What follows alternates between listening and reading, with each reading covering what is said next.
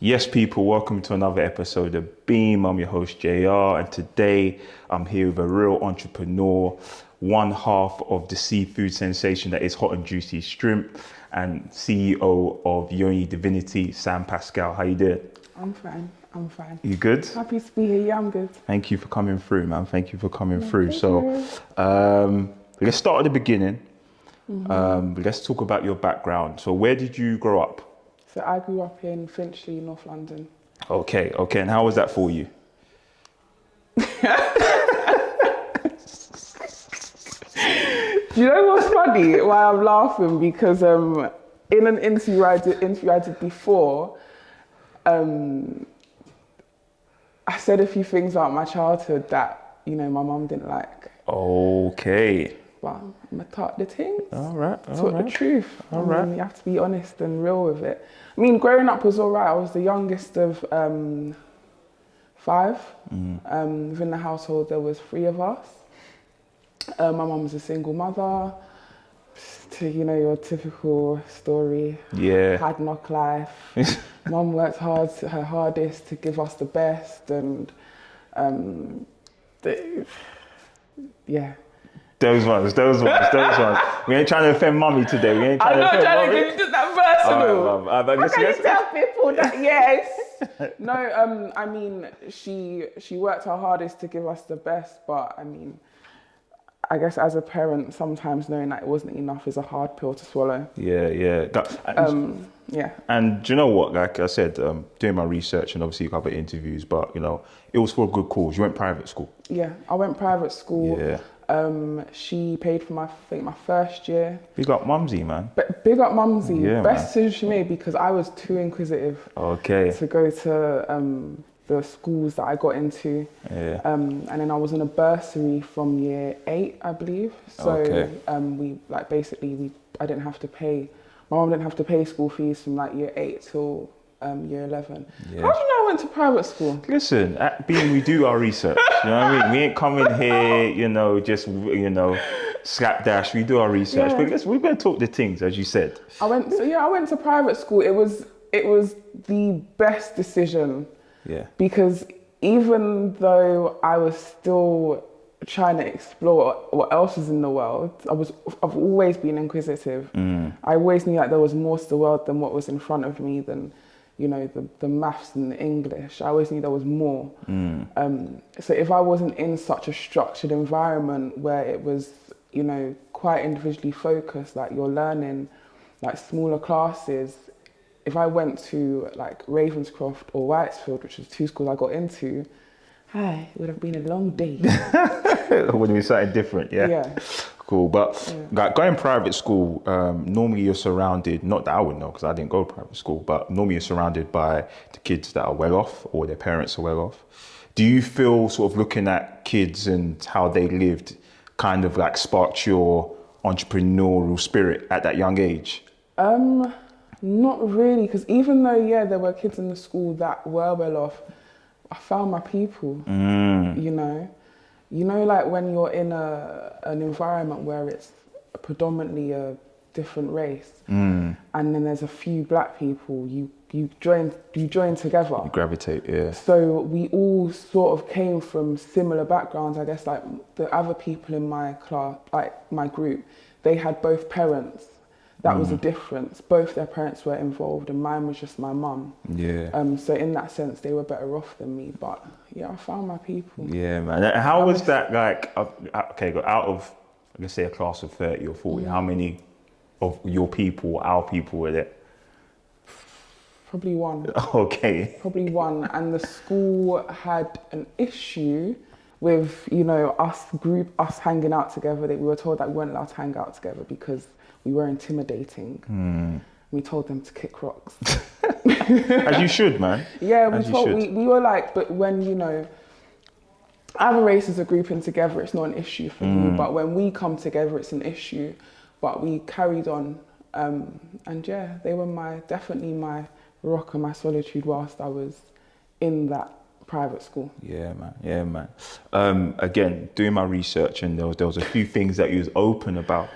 And he was obviously open about being dyslexic. Yes. I like Did you see that?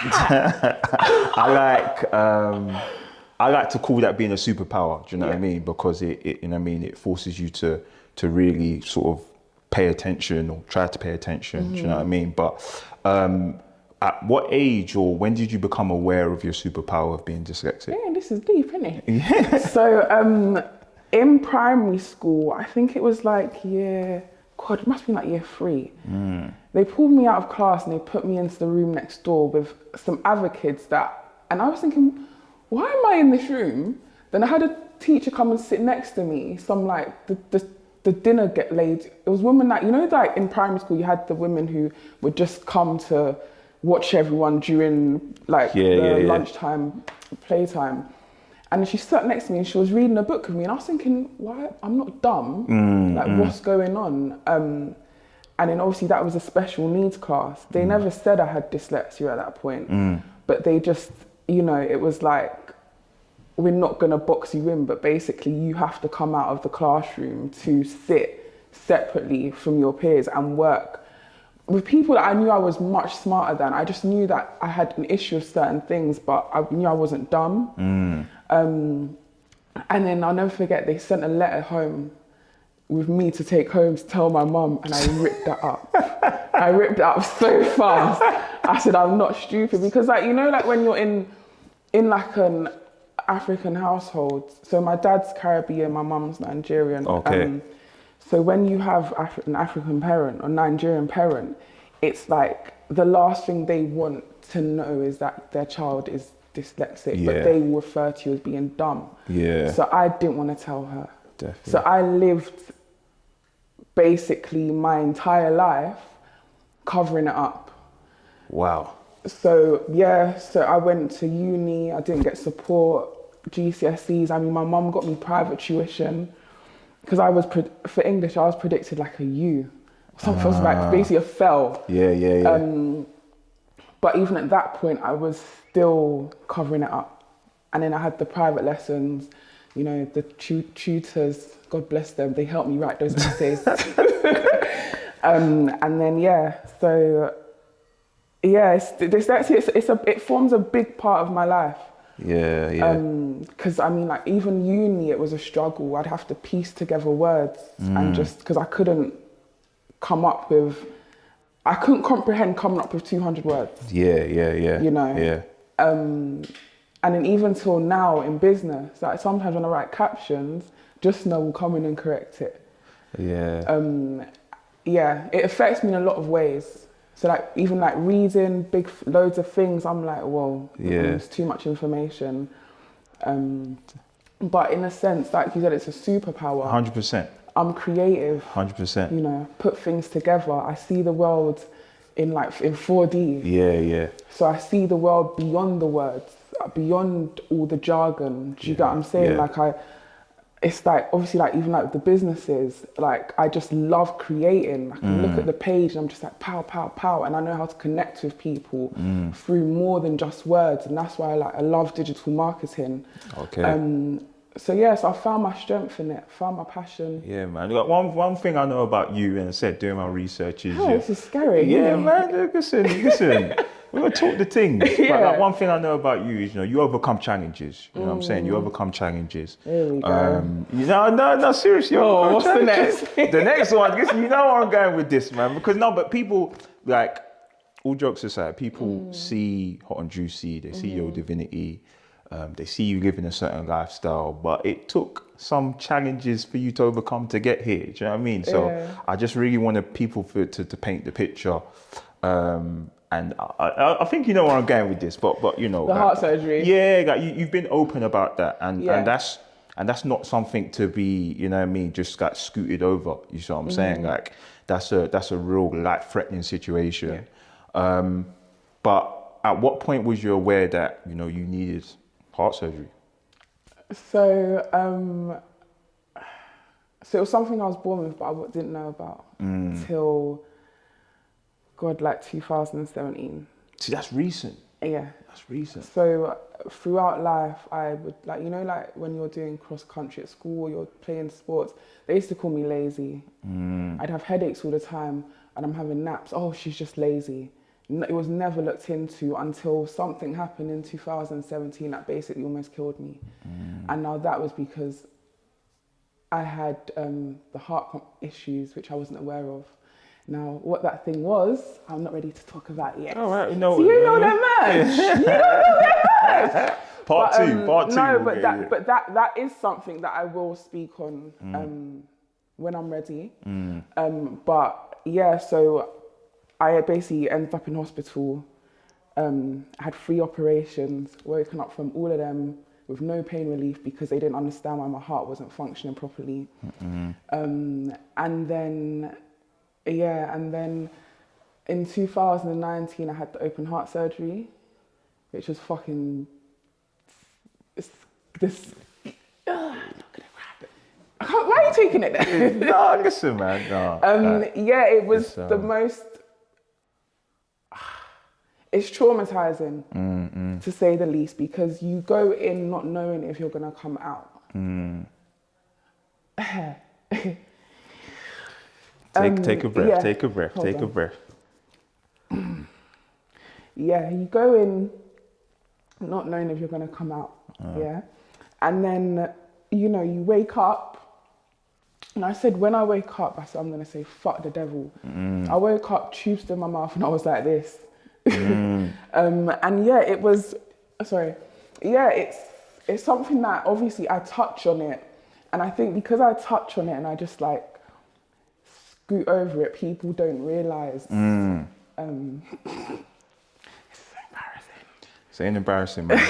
This is your story. This is where you're coming from. Let me get you a tissue. Thank you. You had to take it there. I haven't even spoken about this like this yet. You touched on it. You know what I'm saying? It's open heart surgery is, I can't liken anything to it. Not just the lead up going in, because you're told 6 months before, you're going to have open heart surgery, and you're doing your research, and you're thinking, oh, Ras, you're going to stop my heart. My heart surgery was meant to have taken 3 hours, but it took 9 because I had basically scar tissue that had engulfed my heart from when I had pneumonia years before that. So the doctor had to spend like 5 hours cutting away at the scar tissue.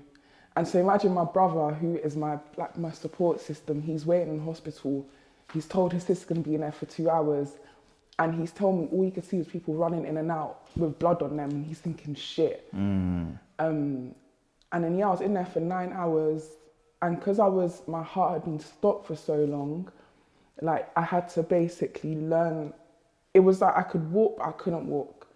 So I had to relearn like how to get strength back in my legs to walk. Like the first time I stood up, I was like, hey, let me sit back down. And yeah, and then like it just the whole experience was traumatizing. And it's like you come out of that and it affects like your memory because your heart has been stopped. So it's like long-term effects that I've experienced from it is like my memory. So I have to write stuff down. I might forget things. I'm like, shit. And it's like, so there's ways that it like still affects me. Yeah. But so I had the open heart surgery. I was told that was going to be it. So I had a hole in my heart, and then the major vein was going to the wrong part of my heart. Wow. So the doctors didn't even know how it was functioning. Ticking. Yeah. They know how it was ticking. They said, boy, but you're still here ticking. Yeah.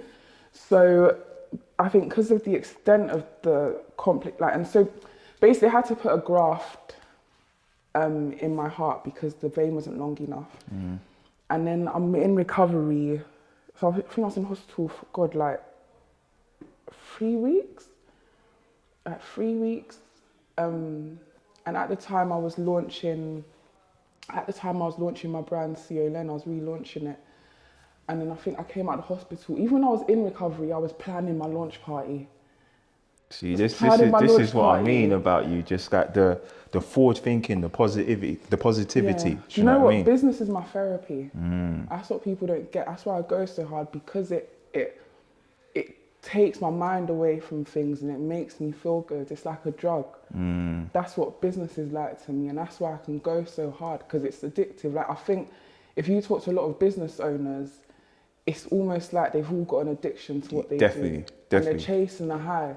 So for me, business is like, it was almost like an escapism at the time. So like, I think a week after coming out of hospital, I went to my launch party limping in. You see what I'm saying? Limping in. You see what I'm saying? Stitches still in my chest. Wow. And then recovery from that was about 2 months. And then just as I thought I was getting my life back together, I had complications. So everything was swelling up, my face, my legs. Like just now had moved in with me when I came out of hospital, because I lived by myself. Didn't have much family at the time except for my brother and my sister. So yeah, just now moved in with me for 2 months. And like she'd go to work and she'd come back to the house. I remember one time I tried to sneak out to go to Tesco. When I came in, she punched me in my arm. Yeah, you see? Good. What are you sneaking out for? She took a nap, and she woke up. She said, "Why is there food in the fridge, Sam?" And I was like, I went to Tesco. You see? You're too fast. Yeah, too fast. But so in that time, so then I then had I had the heart complications, so things weren't going right. Obviously you think you've got your life back, you think you've got past it and I'm ready for the rest of my life now. And then they said I had clots form in the graft that they put in my heart. And then I think in that time I launched Hot and Juicy. Me and Justin launched Hot and Juicy around that time of the complications. So then again, it was another distraction, isn't it? We're gonna get there. Get there. But firstly, big up yourself, because I know that was difficult to talk about, and it's just a true testament that you're here, thriving, doing what you're doing, and really pushing the boundaries. So definitely want to give you your flowers on that. You mentioned Justna. We've had Justna on the show before. When did you first meet Justna? I met Justna when I was 14. Okay. At the bus stop. Okay. So you two were gallivanting at the bus stop. Yeah, looking for trouble. Yeah. Okay. And if anyone knows, looking for the. Okay. Wow. No, we weren't looking for the boys, but we both went to all girls schools, and it was in High Barnet, so all the schools would sort of meet in the central location. Yeah. On the buses. Like, I don't remember the first time I met her, but I remember me and her being around each other a lot. And to this day, you're still kicking it. Still kicking it. We've got a whole child together now. Yes. But, a whole child together? As in the business. Oh, what? Listen, this is what I'm saying. Sorry. We're going to talk about Hot and Juicy. We're going to talk about Hot and Juicy. So fast forward. So where did the idea to start Hot and Juicy come from?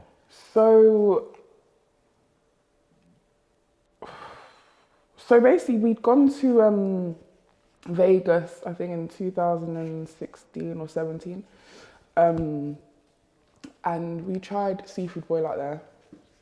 Nothing like we ever tasted before. Obviously, we'd had seafood, but not in that way. Now, at that point, it wasn't even an idea to bring it here. It wasn't an idea. It was just like, oh my God, this is amazing.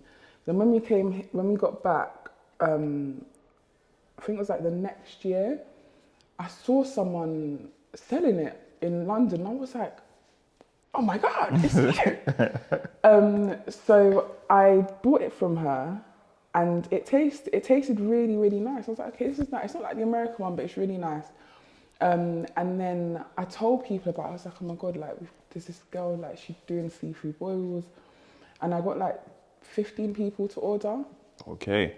So I picked up the food from her, and then I delivered it to them, and it was really bad. Oh. It was really bad. And then, so she knows who she is. I'm sorry, girl. Got a tap of things.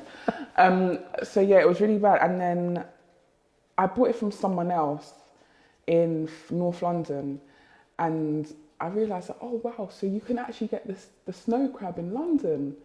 And then I started like thinking, okay, like I want to do this. And I love feeding people. Feeding people's a love language for me. You know, it's how I show my love. Like, God, if I'm feeling you, yeah, come and eat, baby. What do you want, lobster? Lobster, yeah? Is that what? Some steak is all right, cool. Some steak and lobster. Oh, okay. Yeah, like feeding for me is a love language. It's definitely like, it's like I have such a passion for feeding people.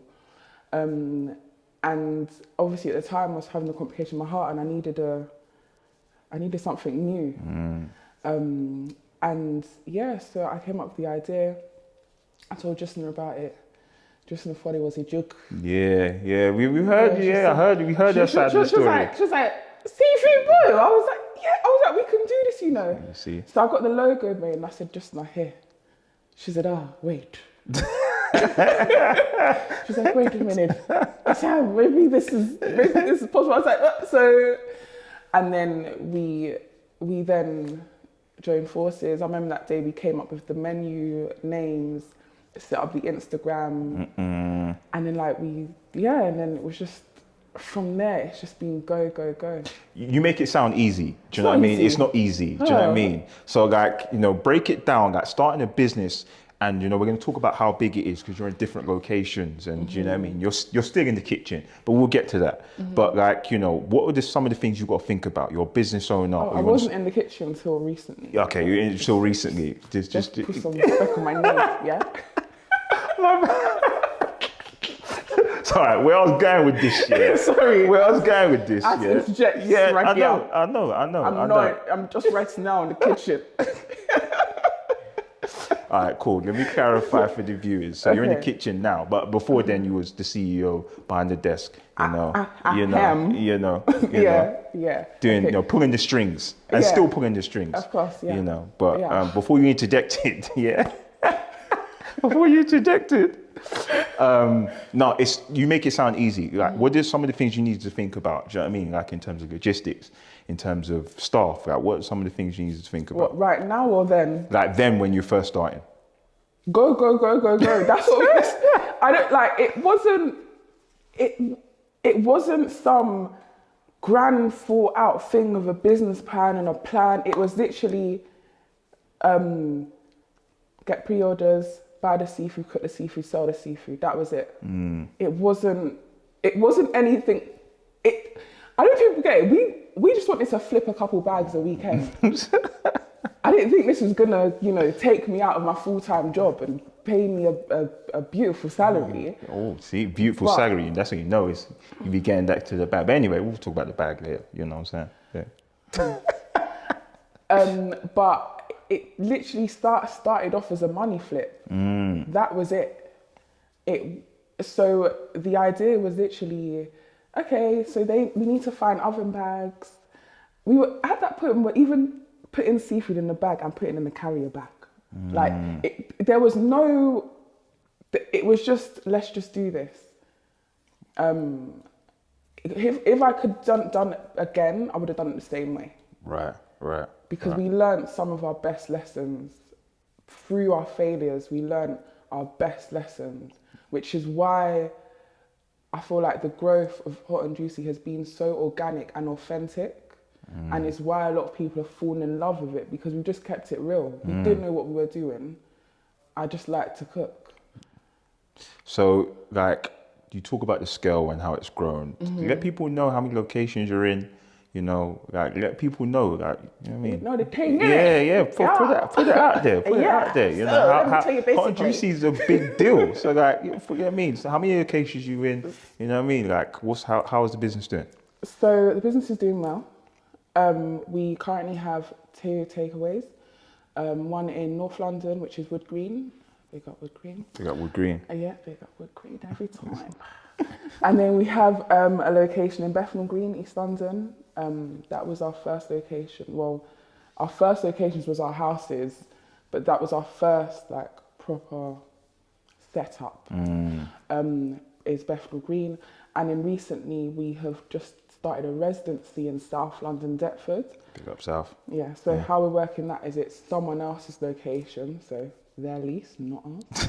And then we basically use, obviously, the kitchen, we collaborate with them and we sell our amazing seafood. They serve their cocktails. and it's a marriage made in heaven. Nice. And you're leaving out do you know what I mean? You're leaving out big parts because the source. The source is something that you're selling, is retailing. Yep. Like, talk to us about how that came about in terms of actually selling the hot and juicy sauce. So, how did I come up with the idea now? Sometimes I come up with ideas and I actually don't know where it comes from. It's, like I say, it's my what's that superpower, isn't it? Yeah, the superpower. I'm trying to think. I literally thought, we can ship up. No, my thought process was, people want hot and juicy, but not everyone can get to us because some people live far.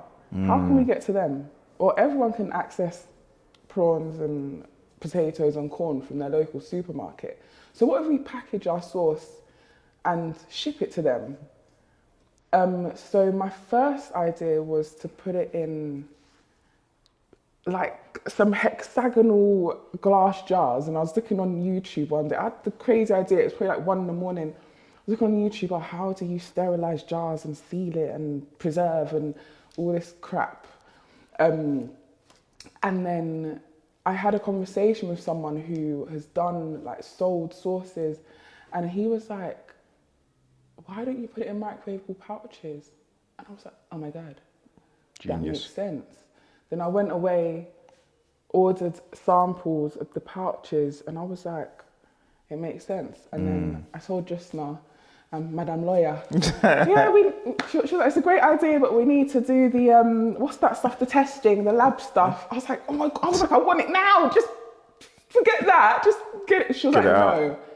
So so that's how the dynamics work. I'm like, this is. And she's like, okay, slow down. We need to make sure that we're legal. We're doing things by the book. So and then from the point of idea, I think it's like a year or just over a year. From like idea to actually physically seeing it in the pouch. Yeah, over a year because you had to go through the testing. There's lab testing, and then there's getting the graphic design for the packaging, getting the packaging printed. It's not an overnight process as I wanted it to be. But the sauce is doing well, get me? Yeah. People can access it, it's in stores. It's not in stores. It's not in stores? No, it's not. Hey, you can do research. Mr. Beam. It's about getting in and out, you know. It's about getting in and out, you know what I'm saying? So it will be in stores. Yeah. It will be in stores, but the focal point right now is us really building our brand name, and then the rest will follow. But obviously, if we can get in stores alongside that, fantastic. But I'll be leaving that to Justna to cool. deal with. All right. Well, Justna, you know the job. Yeah. You know what I mean? You know what you got to do. She's handling that though. We've just signed a contract for an online retailer. So it's going to be in stores. All right, you see, I'm just seeing the future. You know what I'm saying? I'm seeing the future. I'm seeing the future. Manifest it. But look, we're obviously entering tough economic times. You're a business owner, a multiple business owner, should I say? You know what I mean? Supply crisis in terms of food, inflation through the roof, cost of living. Like, how do you navigate through these tough periods? Like, what do you need to think about? You have to think fast. You have to think fast. You have to reduce your overheads quickly. Don't wait. And you have to get scared real quick. If you're comfortable, you're fucked. Sorry if I can't swear on this. Oh no, you can swear. You can do what you want. It's all good. You can't get comfortable. It's scary. I noticed it from last year because in the company I deal with suppliers, so I noticed the price of lobster go through, and I was like, whoa, profit margin. Sorry, you can't be doing it anyway. Sorry, do you know what? Serious topics, I'm saying whatever, but I started noticing from last year, the price of butter going up from £1.20 to £2, just like that, and then it's like, you have to think fast because the government's not gonna act slowly on your behalf. Yeah. It's like, from now, cut your overheads down.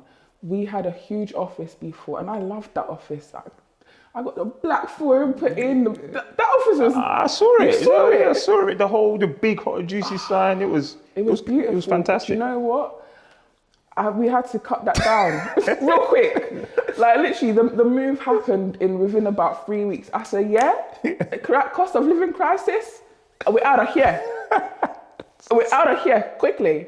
I got my friends in the office. We were tearing down the walls, ripping up the floors. I said no. I said we cannot afford this. And there's like other things like the cost. Like for example, our sauce.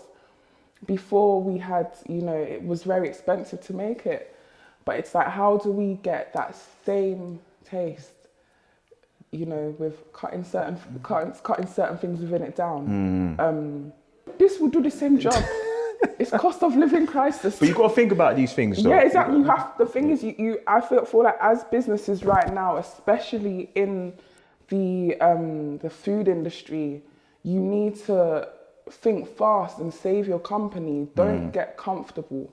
That's like these are not times to get comfortable. You need to up your marketing, get those sales in and stack. And be aggressive. You need to be aggressive with your marketing and take opportunities. That's why, like, for example, we're doing the residency in South London.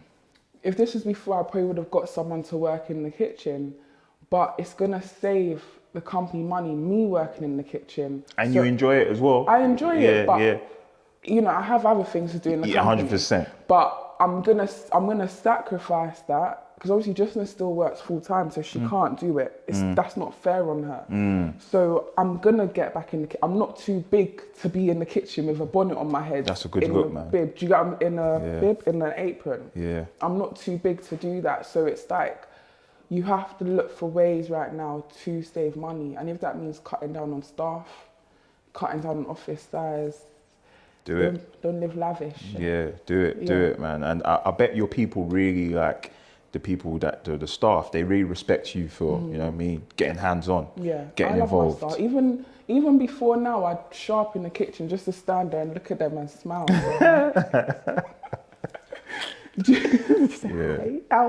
But I like. Going on the topic of staff, I try my best to make my staff feel like they're family to me. Because I know when I was working, I hated my jobs and I couldn't wait to be able to call in sick and take time off and relax. So I don't ever want my staff to feel like that. I want them to feel like this is their family's company and they want to upkeep it. So if that means getting them breakfast or a drink, or do you know what I'm saying? Giving them a call, how are you? Like actually genuinely caring how your staff are, they'll stay. Another thing about my staff team is we hire young people, we give them their first place of work, because for me it's not about experience or age. It's about your energy and what you can do. And your attitude. Exactly, your attitude. Our kitchen manager, she's 18. She's been with us since she was 16. Wow. Supervisor is 17. And they're more than capable. And they do a great job at it. Like, when Shania first came to us at 16, she wouldn't even look us in the face. And she'll just... like, she would talk. She would be scared to talk or even ask a question. Yeah. And now she's commanding a whole kitchen full of staff. And she's grown into this amazing woman. And it's like, that was something that I always wanted to do when I owned a business, was to empower like young people and actually give them a foot in the door. Because when I was 16, I was working at somewhere called Space Kitchens. I don't know if you've ever heard of it. I've never heard of Space Kitchens, no. Everyone in North London worked there. It was like £5 an hour. You work 15 hours a week. It was ridiculous. But giving them an opportunity. And you know what, like I said, when I spoke to Justina, I bigged her up for the same thing. I'm going to big you up again because you give a lot of people opportunity. You know what I'm saying? Especially young people that could be up to no good. Let's just keep it real. Do you know what I mean? They could be doing something different. So again, give you your flowers on that for sure. But we talked a lot of business, man. And do you know what I mean? I know, like, outside of business, like, you enjoy traveling. Yes. So the question is how do you find the balance between business and, you know, enjoying life and living life? Like, how would you find the balance? There was what year was it? There was a year in Hot and Juicy that I did nothing but enjoyed and shaved. But you know what? It's when it just varies. I mean, now it's that you take the opportunity when you can to let your hair down. You have to actively make sure you let your hair down. But yeah, it's just weird because like last year, I don't think I was just chopping life. I definitely overdid it because now we're going into a recession. I didn't see it coming, but you know, live when you learn. Yeah, live when you learn, man. It is what it is. Money what it come, is. money go. But last year I travelled a lot. This year I think I've travelled once. I'm going on holiday in 2 weeks, but for me, traveling is like the only way I can get away from it. Because if I'm here, I will find myself in the kitchen just like. But if I'm away, I can't physically put myself there. Yeah. So I have to go away, leave the country in order to, you know, get your hair down, relax, take your mind off breathe. things. Yeah. And breathe. Ricky Rose. Yeah. Rick Ross. So, you know, everyone will know he's over here. Yeah, Listen, I told you at the start, we're not slapdash, we do our research. Okay. But, you know, people will know that Rick Ross came in July. Yes. So big up Rose. But you put that together. I didn't put it together. You didn't put it together? No. So you was a part of it then? Yeah. How was you a part of it then? So how was I a part of it? So I basically was tour managing. So what that involves is, so I've worked with him 3 times. You see, this is also, you're trying to play it down. But 3 times. All right, cool. Yeah, go on. Yeah, he's just Ricky. He's just Ricky. Okay. Hey, Ricky. You see? Just Ricky. Hey, Rick. Rose, you know, Rick. the biggest boss. He doesn't talk to you though. What do you mean? Like he's a very calm man, but he commands the room. So he will acknowledge you, but he's not gonna be there. Like, but I guess because he's older and he's been in the game, so he's not excited by it. Isn't it? But it basically just involved like meeting them at the airport, taking them to wherever they want to eat, then escorting them to the hotel, checking them in, sound check, time for the show time, do your thing, back to the hotel, airport. So have you got Rose on speed dial? That can you? No, I do not have him All on right, speed cool. Because I was just trying to. I do not have direct Yeah, access I'm trying to him. plug it. You know what I mean? If you want to come on Beam, you can make that happen. You know what I'm saying? No, people have asked me that, and I'm like, I barely get a high myself, darling. I don't think I can plug anyone else. I'm just there doing a job. He's not even plugging Hot and Juicy. He ain't even giving no seafood boil, no nothing. Do you know? It's like, it's sort of like, am I too proud? I'm not proud. I'm very humble, but it's like, how do you ask? Who do you ask? Because they're here to do a job, and it's like, it's like, who do you ask? And you know what? Even when you're that close, you still have to respect that this is a job separate from my business. So I can't be here trying to, I know some people would, but it's like, when I'm in that role, I have to separate. Yeah. That's a good point. That's a good point, actually, because actually you could have jeopardized working with him again. Exactly. Do you know what I mean? So, you know, sometimes it's not always the right time, but when it is the right time. Exactly. Like, I mean, obviously the people around him, I'll be telling them, you know, about her and just, but I can't, I'm never going to be like, can you please like get him to, you know, I mean, if you watch this, Rick, hi, I'm Sam, the girl that works with you. You're Rick, you know what I mean? There's a CS for you, you know what I'm saying? The biggest boss, just saying. But as I said at the start, multiple business owners, and this business is interesting. Yoni Divinity. For those that are not aware, explain what this business is. because I wasn't aware that women were taking it to this extent. But I'm going to leave you to explain. So Yoni Divinity is an organic feminine hygiene brand, also like an information hub for women. Okay. Just giving out so much information about our vaginas Okay. that you would probably exactly. So you're laughing. You're shy.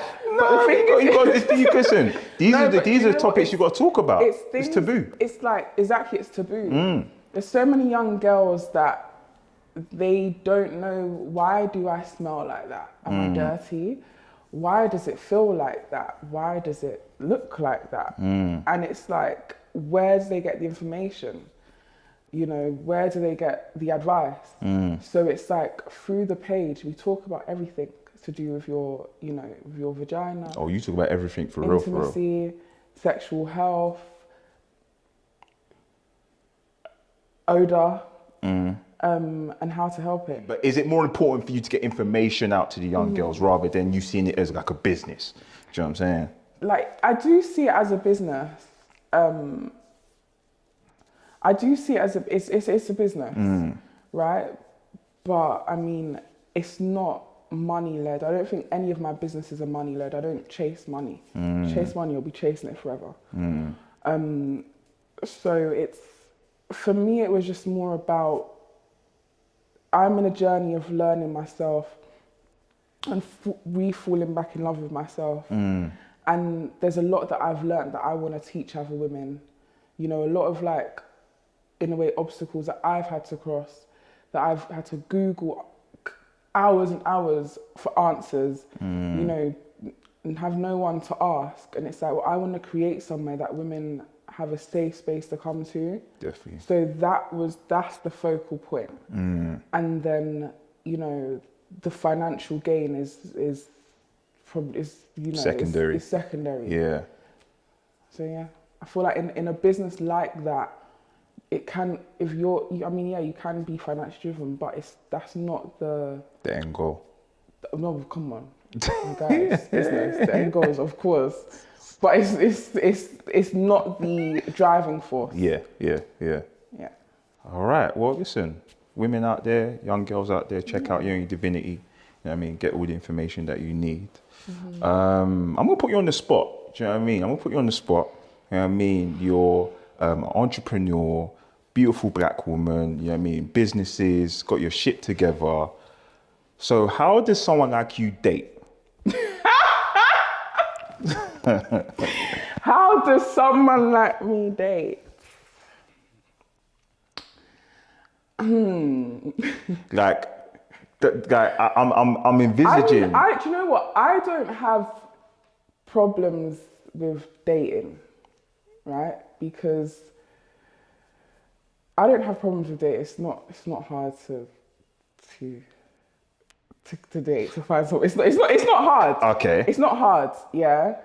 And I think as well, when someone gets to know me, obviously the world looking in, they see whatever they want to see, this lifestyle and multi-business woman. But if you get to know me on a personal level, you won't even see that side, because for me, it's like, I'm not financially driven. I do business just because when I have kids, I want to be a stay-at-home wife. I want to, you know, serve my husband. I want to look after my children, but I don't want to, you know, fuck up like my mum did and have nothing to fall back on if I'm left alone. That's why I do it, because I want my kids to have a certain lifestyle. So when I date, like, and you get to know me, you realize that I'm not what you see on Instagram. I'm very, you know, I'm just your average girl next door. All right, cool. So but it's not hard. But obviously men, some men, don't tarnish us. This is where you want to go. Yeah. Some men are thinking, oh, you know, she's going to emasculate me because she earns money. Get the fuck over it. No, but listen, all right. Look. Or this is another misconception. Oh, here we go. Yeah, Here we go. Watching. Yeah. Men assume I'm too busy. What do you mean? I'm less busy than someone who works a 9 to 5. See, this is where I'm going with it. Because as an entrepreneur, you're very free with your time. Do you know what I mean? You manage your time how Yeah. you see fit. And then someone who works a 9 to 5 obviously works a 9 to 5. So can that work for you? Could you date someone who has a 9 to 5? Yes, I actually haven't got a problem with it. Okay. I don't think I haven't dated a man who is like a 6-figure earner or lavish with a Bentley or some crap like that. Yeah, Because you got your own, but that's all right. I've got my own, but I don't. it's cool. For me, it's like I look beyond that. Do you get what I'm saying? Because we're going to recession. His business could crash, and then what else is there? Do you know what I'm saying? So for me, it's beyond those superficial things. It's about your character, your morals. You know, my friends always cuss me like, would you rather cry in a Bentley or cry on the train? You see, you entrepreneurs, you think different when it comes to men. This is what I'm saying. But I'm saying that for me, I like your normal guy. I don't like stress.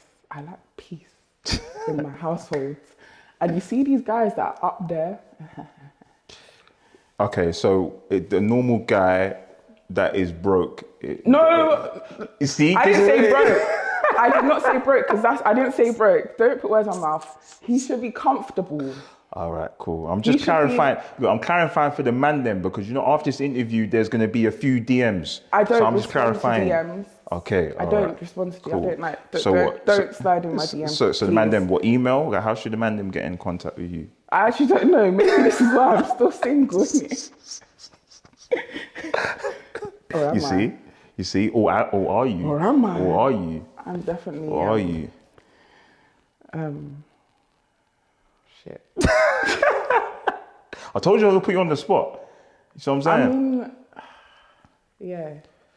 Moving on. It's a bit techy, isn't it? Moving on. It's a bit of a sticky one still. It's a bit of a sticky one still. It's a bit of a sticky one. Yes, I don't respond to DMs, sorry. All right, cool. Well, you get me, man them.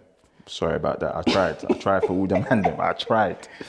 But look, it's been a great conversation. I wanna try and get some pieces of wisdom if I can. What's the best piece of advice that you've received?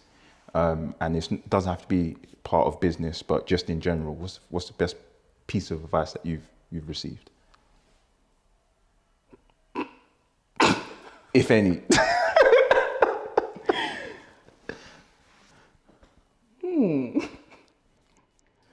I don't know, you know. I don't know. You don't know? Okay. I actually don't know. People advise me here and there. One of the best pieces of advice I've received is write down everything you do in a day in your business. Okay. So you can see how you are. This is what my business partner for Yoni, Siobhan, advised me. Write down everything you do in a day so you can see how much you're doing and how productive you are with your time. And then you can actually look back and reflect over what you've done, because sometimes you'll do a lot, but you'll actually feel like you haven't done a lot. But when you look at it, you realize, okay, I actually did a lot. Okay. So it's to write down everything you do. All right. In terms of your business. And then if someone, which I'm sure they are, is looking up to you and wants to be Sam Pascal, what advice would you give to them? Like, what advice would you give to them? The advice I'll give to them is do everything with the best of your ability. Like, do not compromise on quality. Everything you do it like your life depends on it. Well, if you're learning, learn hard. If you're creating content, search YouTube for angles, how to edit, do it properly. I hate half-hearted work, and I can see it from a mile off. Do everything with passion. Otherwise, don't do it at all. That's my thing. Don't just do something because you want it in your Insta profile of, you see here. Yeah. No. If you're gonna do it hard, or don't do it at all. That's good advice, man. It's good advice. You see a lot of people just doing something for the sake of doing Slapdash. I hate it. It's not, that's why we came correct with our research. You know what I'm I know, that's why I'm like, that's more heart surgery. So you explained that you love cooking. If you could have someone over for an evening, who would it be and what would you cook them?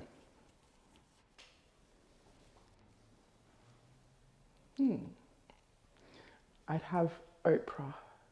Okay. I'd cook her hot and juicy shrimp. Because I've always said I want to be the next Oprah. Like, my life story is very, very, very, very, very complex. I've seen it all and I've lived it all. There's nothing I haven't lived. And one day I will tell my story just like Oprah did. So I'd love to sit with her and, tap into her and how. And so I'd sit with Oprah. Sam, it's been an amazing conversation. Yes. What's next for you? What's the future hold for you? What does the future hold for Hot and Juicy, Yoni Divinity? What you got coming up? So Hot and Juicy, this time next year, by God's grace. Well, do you know what? We've got some huge news coming out. I can't tell you. I wish I could tell you. You drop it. I can't even drop it. I signed an NDA. These bloody lawyers. Where's Justina, man? Well, even this, I will say, Sam, shut up. But we've got something huge coming out next year. Yes. I cannot wait for the world to see this. But so I'm so excited. Like, I can just. But Justina dropped the sauce without you. Like, when we interviewed her, she just dropped the sauce without you. Yeah, you didn't see it. I already dropped it. All right, cool. I'm just trying to get the news out. I'm trying to get the news. You can't, but I actually can't, but you're not going to see it. So. Well, we're ready. We're looking forward to it. You got me now, darling. Well, so what, yesterday's price is not today's price? Listen, yesterday's price is not today's price. Sorry, that was really loud. No, it's not today's price. I'm going to look at my time and say, okay, it's 7:20.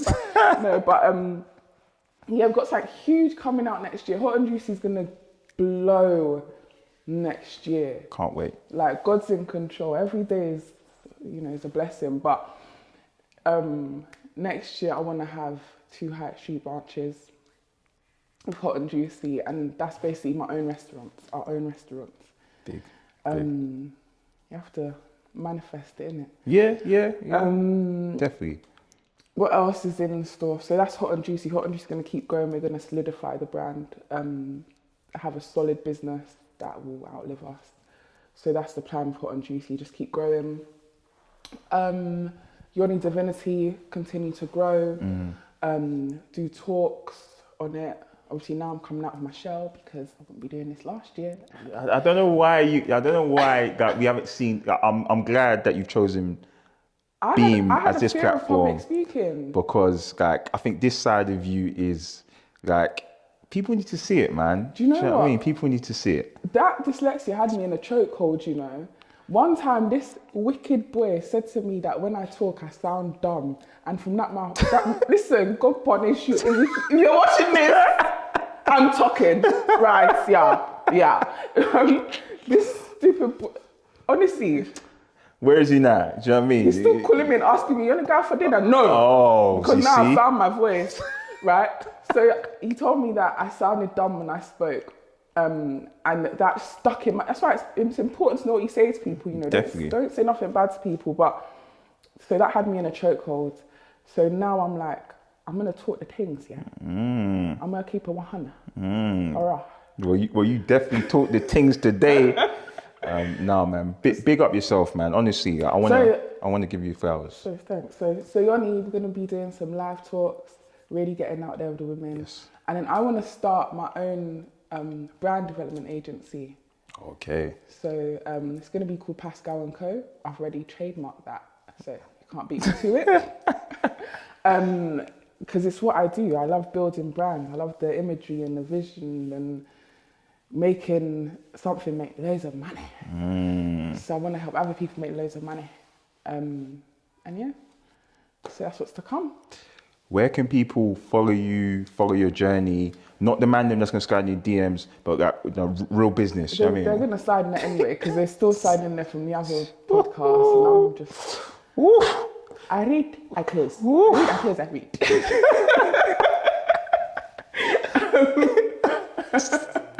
Hey, listen, the man them are getting a tough time, you know. But, Tough times don't last. That's it. Only tough people last. That brother. Sorry. What? So Instagram is kokopascal, K-O Pascal. If you just search Sam Pascal or Samantha Pascal, it'll come up. And that's the only social. Obviously, Facebook. That's a bit weird if you follow my Facebook. Yeah, Facebook's a bit mad. That's my family. Yeah. But I'm only on Instagram. I don't do Twitter. I don't do the words. You know. Vision, imagery. Well, So listen, yeah, man. that's it. Congrats on everything. Thank I'm you. looking forward to the biggest announcement next year for Hot and Juicy. And, you know, Yeah. I just want to, you know, put a disclaimer in there. If there's any lifetime, you know, seafood balls going for Beam on the free, obviously, then please just, you know what I mean, hook us up.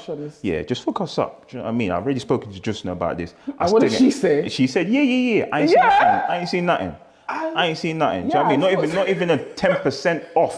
Do you know what I mean? Not even a token. You can get a little 10%. Yeah, it's like £1, isn't it? See, I started too low. You know what I mean? Let's talk 30%. You see, when you're trying to negotiate, yeah. Why would you start at 10%? You're meant to start high and then. I know. I flopped. But big up yourself. Thanks so much. It's been a fantastic conversation. And yeah, man, congratulations on everything you're doing. Long may it continue. Amen.